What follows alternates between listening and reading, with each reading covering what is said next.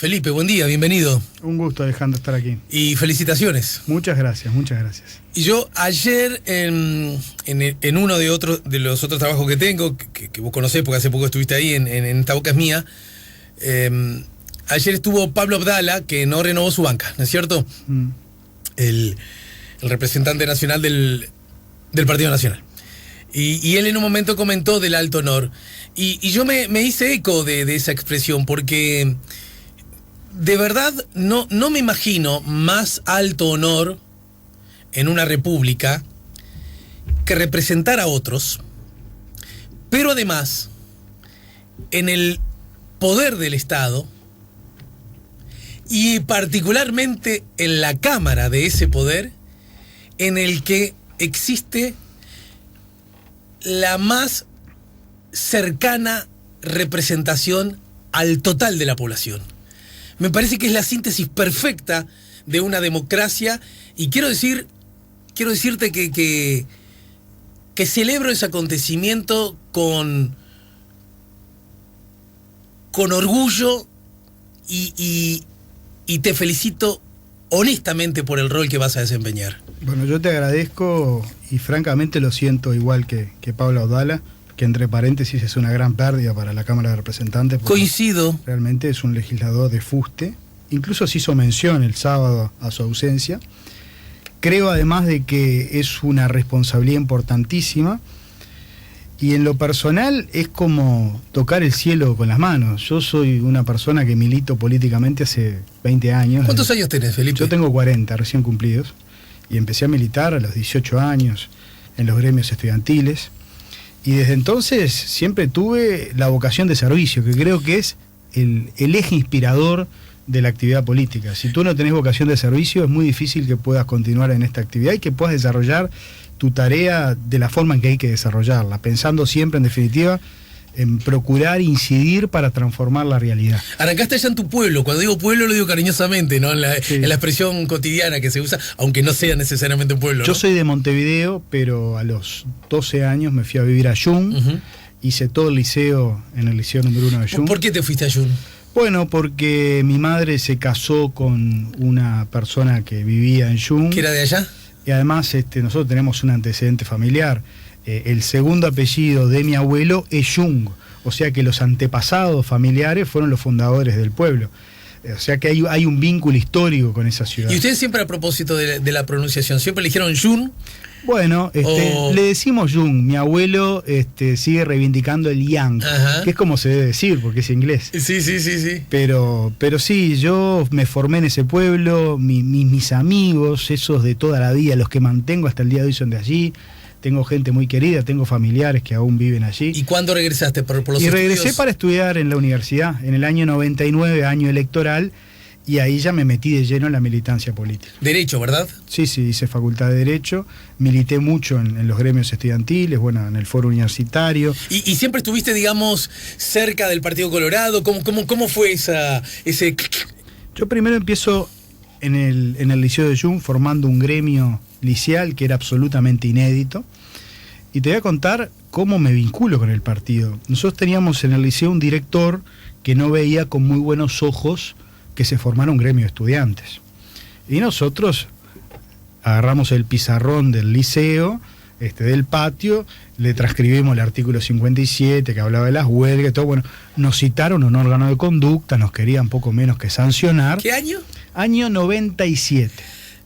La más absoluta y plena democracia, que quede claro. Absolutamente. Y un dirigente de izquierda. Peor todavía. Entonces, con la ingenuidad de aquella época, yo agarro un teléfono indignado por la situación y llamo a el Consejo de Educación Secundaria, ¿no? A la Secretaría del Consejo de Educación Secundaria, me atiende una secretaria, le planteo la situación. Mira, acá habla un estudiante del liceo. Mire lo que nos está pasando, no nos permiten reunirnos, acá hay claramente una persecución. Y bueno, para mi asombro, a la tarde, eso fue de mañana, llaman a mi casa. En aquella época no existía ni celular, ni SMS, ni WhatsApp, ni nada. El teléfono de línea, atiende mi madre: Felipe, te llaman del Consejo de Educación Secundaria. Yo totalmente de cara, ¿no? Bueno, entonces atiendo el teléfono y la secretaria: no corte, que le va a hablar el secretario general de secundaria. Bueno, ya me empezó el calor en el cuerpo. Claro, porque andás a ver en qué dirección venía esa charla, ¿no? Claro. Y del otro lado del teléfono se presenta Robert Silva. En aquel entonces, con 26 años, secretario general de secundaria. Mire, lo llamo porque estoy indignado por esta situación. Hay una circular que nosotros mismos redactamos para regular el funcionamiento de los gremios estudiantiles en los liceos. Y el director está en conocimiento de esa circular. Es totalmente arbitrario lo que está pasando. Ya mismo corto con usted y llamo al director del liceo. Dicho y hecho, al día siguiente faltó que nos tiraran la alfombra roja. En el liceo éramos los dueños del liceo, ¿no? Y ahí conocí a Robert. Y ahí conocí a Robert Silva. Ah, mira. Y establecí vínculos con Robert. Él era dirigente universitario en esa época. Y empezamos a vincularnos con el gremio universitario de la Facultad de Derecho, el Foro Universitario. Y ni bien yo vengo a Montevideo a estudiar Derecho, entro a militar de lleno en la facultad y en el partido, interna del 99, nosotros apoyando a Hierro en el Foro Ballista contra Valle, que nos dio una paliza, Jorge. Sí. Y bueno, y después... Pero para, estoy confundido. ¿Vos antes no estabas con Lombardo en la interna del Foro a su vez? Ayúdame a... En la interna... Porque estuvo la preinterna dentro del Foro con claro. Feingold, Lombardo y Hierro. Es el grupo... Acordate, bueno... Eso fue en el... un poco más grande que vos, pero la famosa torre de Antel era esto lo hace Lombardo porque quiere ser... Esa interna fue en el año 98, yo todavía estaba en Jung, pero ya estaba vinculado y me acuerdo que recibimos a Lombardo en Jung y el grupo de... ¿Pero te sentías un poquito más cerca de Ricardo, digamos, o no? No, era el candidato que había resuelto el grupo que en aquel entonces encabezaba Robert Silva y Augusto Montes de Oca, que era el otro referente, y bueno, y nosotros acatábamos. Sí, entiendo. Y en aquel entonces Ricardo era una persona con una carrera política promisoria, presidente de Antel, había hecho una muy buena gestión en Antel, y bueno, era un candidato que venía con mucha fuerza. Después pasó lo que pasó en la interna del Foro Ballista, se impuso Hierro, y todos nos espaldaramos atrás de Luis, ¿no? Sí. Con un rol que en ese sentido, bueno, un rol muy importante, como no podía ser de otra manera, del propio Julio Sanguinetti, ¿no? En la elección, ¿no? Sin duda, bueno, ahí Ricardo se enojó mucho, se sintió de alguna manera no muy cómodo, y de hecho ahí dejó la actividad política por unos años, después volvió. Sí. Me acuerdo de aquella época, mira que estaba hablando, que Adela Reta, ¿no? Cuando en esa interna me acuerdo que decía que hablaba mío ronco, ¿te acordás? No sé si te acordás de Adela. Sí, Adela, perfecto. Y decía que su candidato, obviamente... ¿Vos te acordás cuál era el candidato de Adela Reta? Adela... Si yo te digo Hierro, Lombardo, Feingold. Y seguramente Feingold, ¿no? Exacto. Claro, era de esa línea. No, porque era la línea, acá, además ese vínculo con los jóvenes, ¿verdad? Esa cosa que... Yo a Adela la conocí en Jung, porque yo fui colega tuyo. Yo en Jung trabajé en la radio de Jung, en la 1410, era movilero, un programa de la mañana, y llegué a ser informativista del cable, del noticiero del cable. Mirá. Después cuando vine a Montevideo procuré tirar algunas líneas en los medios, me acuerdo que fui a Radio Carve, me atendió Ana Mangarelli. Sí, claro, Anita Mangarelli. Y me dijo, bueno, está complicada la situación de los medios, pero anda a estudiar y cuando tengas tu título volvé. Bueno, arranqué ciencias de la... Anda ahora con el título de diputado. Arranqué Derecho y Ciencias de la Comunicación a la vez, porque realmente yo tenía vocación por la comunicación, por los medios. Después no me dio porque me absorbió la militancia, seguí militando en Facultad de Derecho y bueno, terminé recibiéndome abogado. Uh-huh. Bien, bueno, lo cierto es que todo sin embargo, para esta última elección, vos apoyaste la candidatura de Ernesto Talvi, ¿verdad? Exacto. Lo digo porque como recién hablábamos de esa interna del Foro, esa fue la cuna, pero del Foro en un momento dejaste de ser. Estuve 10 años en el Foro Ballista hasta que el Foro Ballista, digamos, dejó de existir cuando se formó Propuesta Ballista en el año 2009 a raíz del acuerdo entre Tabaré Viera y José Amorín Valle, que se fusionaron. Hasta ese año estuve en el Foro Ballista, después me integré a Vamos Uruguay, hasta que, bueno, Pedro dio un paso al costado y Vamos Uruguay dejó de existir. Estuvimos un tiempo ciertamente acéfalos hasta que apareció Talvi y conformamos Ciudadanos. Ajá. Y si yo te preguntara desde la perspectiva histórica, filosófica, ideológica, ¿dónde te ubicás vos? ¿Cómo te definís dentro del Partido Colorado? Pero bueno, vamos a nivel más global incluso, ¿no? Yo me defino ballista, entiendo también que quizás por ballista puede haber varias acepciones, puede ser un concepto muy amplio. No te olvides que Pacheco Areco, su grupo se llama Unión Colorada y Ballista, ¿no? Sin duda, pero si tuviera que definirme con un extranjero que viniera al país y no conociera nuestras categorías ideológicas, yo diría que soy socialdemócrata. Ajá. Yo siempre he estado desde el punto de vista ideológico en la contienda histórica del partido en las últimas décadas entre Jorge Valle y Julio María Sanguinetti, mucho más cerca de Sanguinetti. O sea, yo ideológicamente me siento sanguinetista porque entiendo que Julio ha reivindicado, expresado esa visión vallista con una mirada mucho más social. ¿Y este no hubiera sido un momento perfecto para apoyarle en la cruzada dentro de la interna que se mandó en el Partido Colorado? No, porque este era un tiempo, a mi entender, de renovación. Y con Ernesto Talvi yo siento una fenomenal sintonía ideológica, porque Ernesto es un socialdemócrata. Tiene la misma visión de lo que yo entiendo. Me gusta esta. No pensaba que veníamos por ahí. Yo soy de los que cree que. Te lo digo para que haya una ida y vuelta. Desde la perspectiva del rol que tiene que jugar el Estado en la vida de las personas, me da la sensación que no tienen miradas similares Ernesto y Julio. Yo creo que sí. ¿Sí? Yo creo que Pero sí. vos conoces más. Mirá, vengo acá a aprender. No, cada uno tiene su opinión. Tú tenés la perspectiva desde afuera, ¿no? Que es una perspectiva interesante. Pero yo creo que Ernesto tiene una visión socialdemócrata integral del vallismo, ¿no? Quedó en evidencia en la campaña electoral. Es más, muchos lo criticaron por tener visiones que muchos catalogaban como muy izquierdistas. Sí. ¿No? Y él las defendió y se animó a plantear temas urticantes como el tema de la defensa nacional, de las Fuerzas Armadas. De la contractura volvió distinto, pero ese es otro tema. Bueno, eso es un tema que lo ¿coincidimos con eso, diputado, que de la contractura volvió distinto? Y bueno, hay que sufrirlo en carne propia. Eso indudablemente lo afectó a él personalmente. Y el dolor que le supuso esa enfermedad evidentemente incidió en la campaña por el hecho de que estuvo 2 semanas prácticamente fuera. ¿Ves a Ernesto como el líder del partido? Cuando hablamos de líder, y sin que nos caigan de vuelta con que en esto no son tiempos electorales, que todo es cierto, pero también es cierto que las figuras políticas nacen, se amasan, se generan en líneas del tiempo relativamente finas, delgadas, pero largas, ¿no es cierto? Sí. ¿Es Ernesto, digamos, el natural próximo líder del Partido Colorado? ¿Entendés? Bueno, yo creo que ya es el líder del partido, ¿no? Ungido por las urnas. O sea, nosotros laudamos los liderazgos votando y en la interna. ¿No eclipsa un poco Julio con esa cercanía tan...?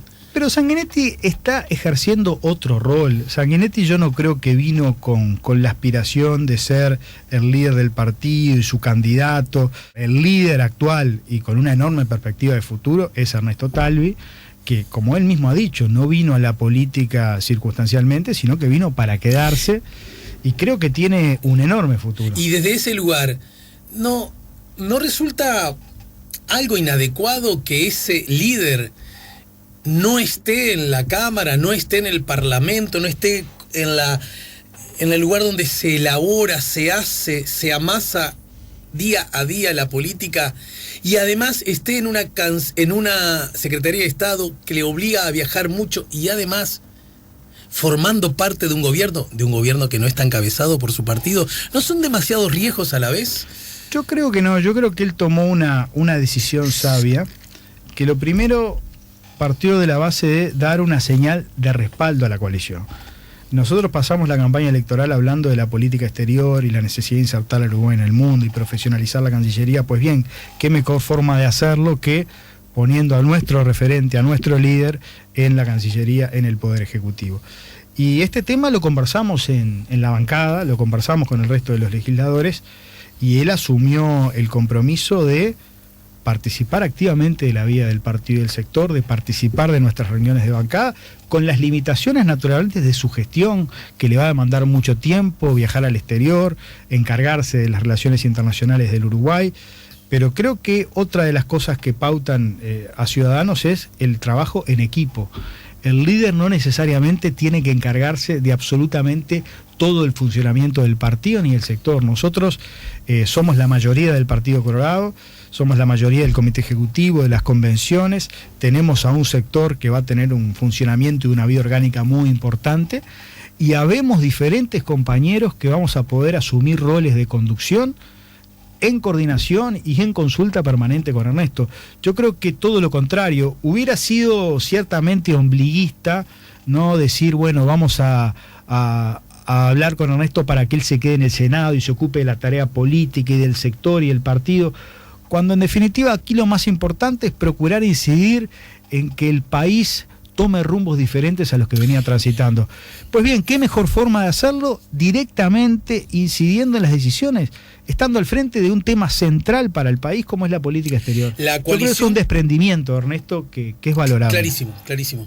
Es verdad, es muy claro. Sin embargo, la coalición está conformada, digamos, la ciencia política nos lo enseña, en este caso en particular, por socios, pero son socios y competidores a la vez, ¿no? Exacto.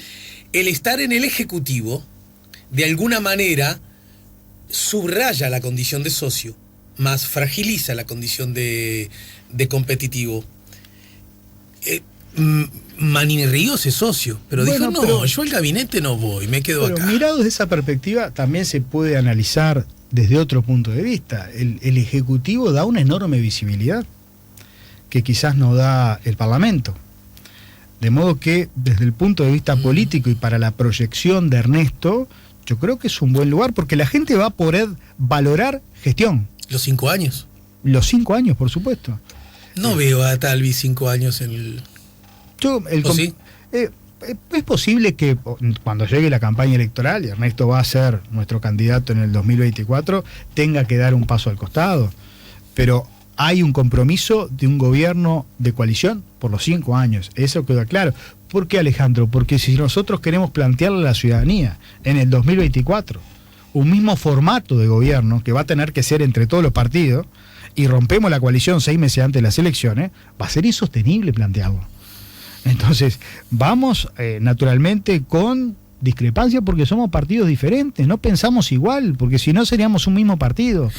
Vamos a una breve pausa y a propósito de esto último, Felipe, bueno, si no piensan igual, seguramente tienen diferencias acerca del anteproyecto de la ley de urgente consideración, ¿no? Sin duda. Bueno, a ver qué me podés adelantar al respecto. Y otra cosa, vos sos ballista. Sí. Además sos ballista que incluso tuviste la pertinencia, para que quede claro, socialdemócrata. Eso, lo que representa el vallismo, el histórico rol que el Estado cumple en la vida de las personas, en particular de los más débiles y de los más frágiles.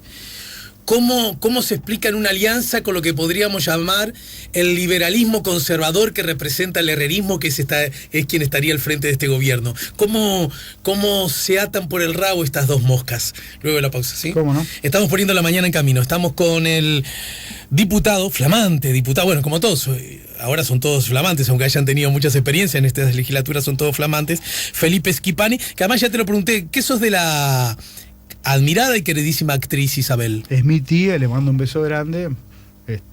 Es una gran amiga, nos juntamos muy seguido. ¿Te votó la tía? Bueno, sí, yo creo que sí. Sí, no, vamos, tía. Ella era de izquierda, pero entró dentro de esa categoría de gente del Frente Desencantada. Ajá. Y creo que en la última instancia sí nos votó. Bien, bien. Ser vallita yo entendía que también era de ser de izquierda, ¿no? Bueno, no, frente a Plisa. Fue una guiñada que te hice. Estamos poniendo la mañana en camino. Estamos con Felipe Schipani. Bueno, nos quedan 2 asuntos que nos podrían dar para una semana cada uno. Sin duda. Pero vamos a tener que ejercitar la síntesis. Por un lado, a propósito de la ley de urgente consideración y reivindicando lo que tú dijiste, somos partidos distintos, historias distintas, miradas distintas, bueno, me imagino que tienen que tener también, a propósito de la urgente consideración, miradas distintas. ¿Qué nos podés agregar a propósito de eso? Y segundo, que se enlaza es, bueno, está conducido el nuevo gobierno por un presidente de la República que viene del tronco histórico de lo que podríamos adjetivar como el liberalismo conservador, de lo que ha representado históricamente el herrerismo, ¿no? Ustedes prometieron el otro día y no juraron justamente un aporte que Julio Sanguinetti le hace desde la mirada de la laicidad. Yo no saco la pata del lazo, yo celebro esa mirada, la apoyo, la reivindico, aunque respeto por supuesto otras, ¿verdad? Prefiero que esa expresión a la de Jurar, y sin embargo fue muy marcado, por lo menos en la Cámara Alta, que los senadores de influencia herrerista metieron el juro, a pesar que no era la formulación pertinente, ¿no? Bien, en relación al tratamiento de la ley de urgente consideración, en la reunión de los líderes todos asumieron el compromiso de estudiar con minuciosidad el proyecto, pero no hacer comentarios públicos, porque si no sería ingobernable la situación. Nosotros estamos preparando todo el trabajo que ya venimos... ¿Subía hizo comentarios públicos? Bueno, está en todo su derecho a hacerlo. ¿Pero entonces se salió de lo hablado?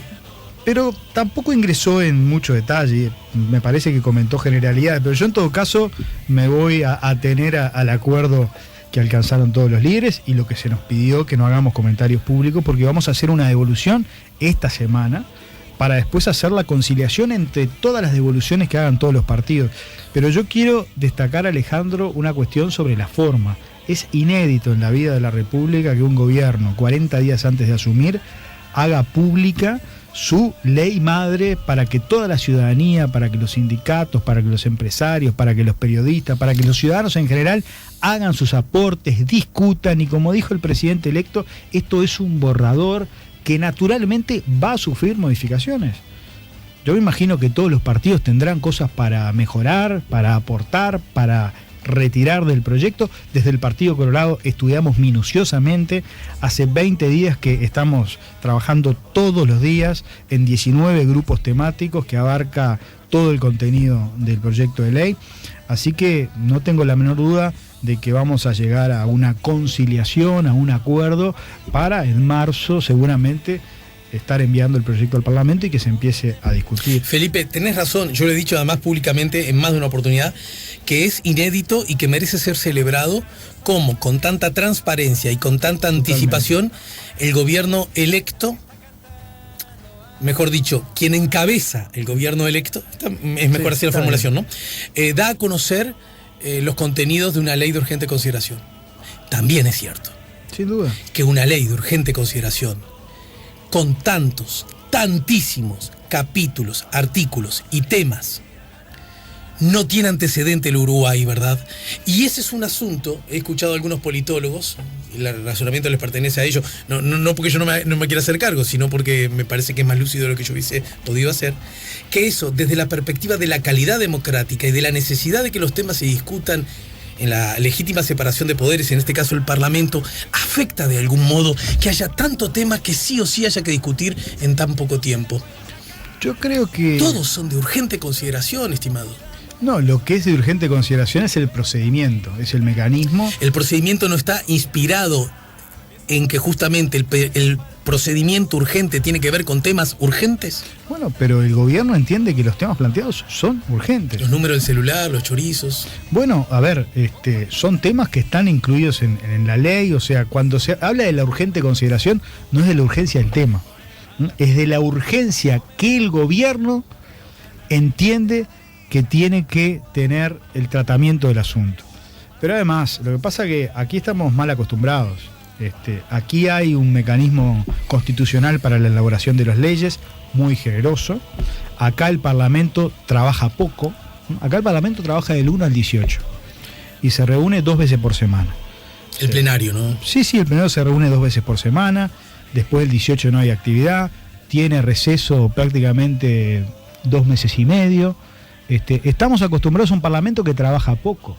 Pero el tratamiento del proyecto va a ser 90 días. Te propongo, no contradiciendo, por favor. Además, las cosas están hechas para mejorarlas siempre, ¿no? Esa es la naturaleza humana. El jueves, en la columna de Análisis Político, va a estar Daniel Chaschetti, politólogo que vos conocés, y que investiga en particular, su especialidad tiene que ver con el comportamiento parlamentario, y te prometo que citándote voy a consultarle ese. Si tenemos un parlamento que trabaja poco, el nuestro, si puede ser adjetivado de ese modo. ¿Cuánto trabajan los uruguayos? Tú trabajás del 1 al 30, ¿no? Sí. O al 31. Bueno, ¿por qué los parlamentarios? A veces con sábados y domingos incluidos. ¿Por qué los parlamentarios trabajamos del 1 al 18? Excepcionalmente alguna sesión fuera del 18. ¿Por qué tenemos 2 meses y medio de vacaciones? Es absurdo. Entonces, naturalmente, mirada desde la perspectiva de los tiempos del Parlamento, bueno, puede considerarse que 90 días es poco. Pero yo creo que si maximizamos esos 90 días, es mucho tiempo. Pero tú como integrante del Parlamento, que algo llegue y tenga que ser discutido en ese plazo, primero en una Cámara, después en otra, no se sabe por cuál. No se sabe, ¿no? Se habla del Senado, pero... No está definido. No. ¿Quién lo define eso? ¿El presidente? El Poder Ejecutivo, sí. Claro. El presidente electo, ¿no? De algún modo, ¿tú no sentís que conspira con tu trabajo, ya no como legislador del gobierno, como legislador? Para nada, porque además hace 40 días que es público el contenido, que va a sufrir alteraciones, pero que los grandes temas, las grandes orientaciones del proyecto de ley no va a cambiar. O sea que a los 90 días de tratamiento parlamentario hay que sumarle los 40 días desde que es público y toda la sociedad lo conoce. A mí me parece que es un tiempo más que prudencial y yo estoy absolutamente de acuerdo con esta orientación que ha dado el gobierno. Aprovechar el primer año para tener dos grandes iniciativas legislativas que empiecen a generar rápidamente las transformaciones que el país necesita. Una es esta y la otra el presupuesto. Y la otra el presupuesto nacional. Yo, francamente, respeto naturalmente a los legisladores que arguyen de que hay poco tiempo, de que el trámite quizás no permite el análisis y la discusión que ameritaría una iniciativa de este tipo. Yo discrepo, creo que tenemos que hacer un esfuerzo y si tenemos que reunirnos 2 veces por día, los 90 días de mañana y de tarde, nos reuniremos y trabajaremos más allá del 18. Y si hay que venir a trabajar un sábado, un domingo, un feriado, se trabajará. Me parece que tenemos que, de una vez por todas, dar ejemplo de que estamos haciendo un esfuerzo como está haciendo el ciudadano común para poder bancar su familia diariamente. O sea, somos los legisladores funcionarios del Estado privilegiados y me parece que tenemos que estar en un nivel de exigencia mayor al que lamentablemente hoy estamos. Felipe, en 2 palabras, ¿cómo lo que quedó de alguna manera sugerido antes de la tanda, ¿verdad? Para un vallista, socialdemócrata, con todo lo que de la impronta de Valle Ordóñez, lo que ha significado además como identidad, soy de los que cree eso, identidad nacional que trasciende incluso las fronteras del Partido Colorado, en esta alianza con una mirada filosófica, ideológica, histórica, política, tan históricamente distante, ¿no? Cómo se enlazan, cómo se justifican, cómo se explican. Y bueno, yo creo o si eso causa dificultades o no.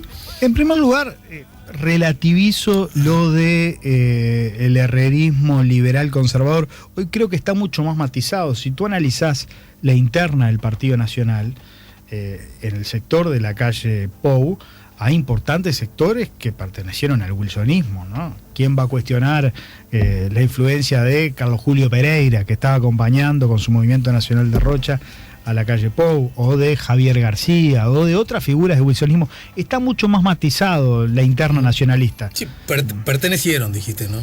Pertenecieron, pero bueno, no representan el herrerismo clásico, ¿no? O sea que ya no existe esa división de aguas, herrerismo por un lado, wilsonismo por el otro. Hoy está todo un poco entremezclado, incluso en los sectores wilsonistas, eso es muy cierto, de los intendentes, del propio Larrañaga, hay viejos herreristas. O sea que yo matizo un poco eso, pero naturalmente nosotros con el Partido Nacional tenemos diferencias históricas, o sea, 183 años de diferencias, ni que hablar. Las tenemos con Cabildo Abierto, las hemos expresado en la campaña electoral, pero aquí lo que se trata es de procurar acordar entre diferentes en aras de un interés superior, que es poder llevar adelante las transformaciones que el país necesita. Pero hay cosas que, por ejemplo, lucen a lo mejor, la mirada es equivocada, como cruce de caminos. El rol del Estado en la vida de los ciudadanos. ¿Qué rol juega el Estado? Y desde políticas públicas, por decir algo, hasta empresas públicas y cuál debe ser su función. Bueno, pero por tirarte solo 2, ¿no? Ese debate yo creo que ha quedado laudado. Hoy nadie discute en el país la privatización de las empresas públicas. Me parece que nadie, ni siquiera los liberales más ortodoxos. Y justamente algunos cambios a propósito de ANCAP, que tiene que ver con el desmonopolización de alcoholes, la importación, etcétera. Algunas de las cosas que están sugeridas no tienden a fragilizar la empresa pública. Bueno, ahí puedo hacerte una digresión. Nosotros no estamos a favor de la importación de combustibles. Nosotros creemos... Eso sería una especie de adelanto a propósito de qué cosas... Un adelanto, pero nosotros creemos hay que fortalecer las empresas públicas, hay que hacerlas competitivas. Por eso no nos parece atinado algún comentario en el sentido de que por la portabilidad numérica queremos privatizar Antel. Es absurdo, es un derecho del ciudadano, del usuario, a mantener el número del celular que ha tenido a lo largo de su vida, que no puede estar de rehén de una empresa de telefonía celular. O sea, me parece que plantear de que poco menos queremos lesionar los intereses de Antel por esa medida, me parece... La pregunta tenía que ver con ANCAP, no con Antel. Bueno, pero con ANCAP ahí nosotros tenemos una postura clara que ya quedó manifestada cuando hicimos el compromiso por el país. La ingeniera Cosse sobre eso dijo que eso ya tampoco tiene tanto sentido, lo de la portabilidad numérica, habida cuenta que el WhatsApp de alguna manera supera esa instancia. Bueno, un comentario que hizo. No, está bien. En todo caso luce como no urgente, eso podríamos está bien, vos podés conservar con tu WhatsApp el mismo teléfono, pero no la telefonía celular. Y sos en definitiva, sos rehén de un mal servicio que te está brindando una prestadora de telefonía celular. ¿Por qué? Porque tenés un teléfono que comercialmente es una referencia, en fin. Me parece que eso es una buena decisión. Por supuesto, no va a cambiar drásticamente la vida de los ciudadanos por eso, pero es una medida importante y es un proyecto del senador Amorín de hace muchos años. Supongo que Talvi no debe estar del todo contento con que no se invite a los representantes de Cuba, Venezuela y Nicaragua. No lo he conversado con Ernesto, pero bueno, es una decisión del presidente de la República. ¿Está bien que sea una decisión del presidente de la República?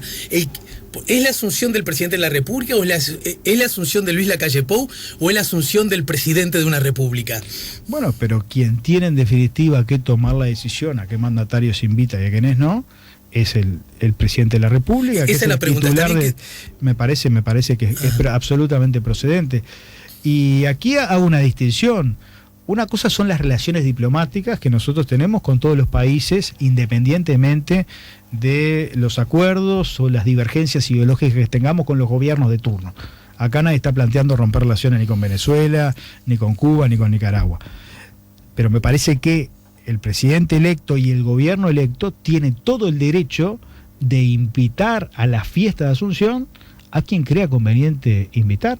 ¿Coincidís en esa decisión? Yo concuerdo totalmente, porque me parece que el país tiene que dar en el contexto internacional y con sus decisiones diplomáticas mensajes claros a favor de la democracia, a favor de los derechos humanos, a favor de la libertad, y creo que nadie puede discutir, y yo te he escuchado a ti claramente en contra de lo que está pasando en Venezuela, como cualquier demócrata, y bueno, y lo que está pasando ya hace casi 60 años. Pero también para con China, y a China seguramente le invitaremos. Bueno, no creo que venga el presidente chino igual. No, alguien representando. Pero tampoco creo que hubiera venido Maduro. Pero bueno, van a estar los embajadores de esos países, ¿no? Seguramente el presidente los recibirá y los saludará, pero me parece que dar un mensaje democrático fuerte en ese sentido es indispensable. Felipe, un placer, gracias por la visita, y esto recién empieza. Bueno, Alejandro, ha sido un placer, realmente. Nos vamos a reencontrar más temprano que tarde, ¿sí? Un gustazo. Gracias y felicitaciones y orientales a las cosas, diputados a las cosas, ¿no? Sin duda. Vamos arriba. Señores, con nosotros Felipe Schepani, el diputado del Partido Colorado que acaba de asumir, es uno de los nombres nuevos de esta legislatura. Si buscas un portón automático para tu casa o para la oficina, asegúrate que sea fuerte, que sea seguro, que sea práctico, que sea un SEA. Porque solo un portón SEA te asegura el mayor respaldo técnico, un service propio en todo el país y la garantía de todos sus productos. Ingresa en seaportones.uy o llama al 2601-2611. Si vas a elegir un portón, que sea un SEA.